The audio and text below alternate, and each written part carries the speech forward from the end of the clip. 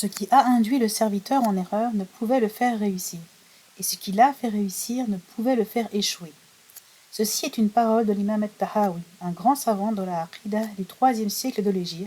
qui rappelle le hadith prophétique suivant: « Sache que ce qui t'a manqué ne pouvait t'atteindre, et que ce qui t'a atteint ne pouvait te manquer. » Et dans la version du Sahih Muslim de ce hadith, nous avons la suite: « Sache aussi que la victoire vient avec la patience, que le soulagement vient avec l'épreuve, et qu'avec la difficulté vient la facilité. »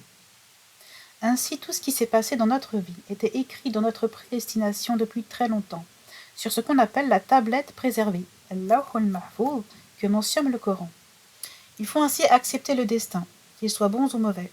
puisqu'il a été décrété par Allah,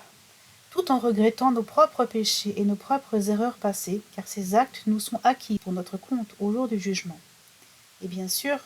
en gardant l'espoir que Allah nous pardonne nos péchés et qu'il viendra nous soulager des épreuves que nous traversons au moment où il l'aura décidé.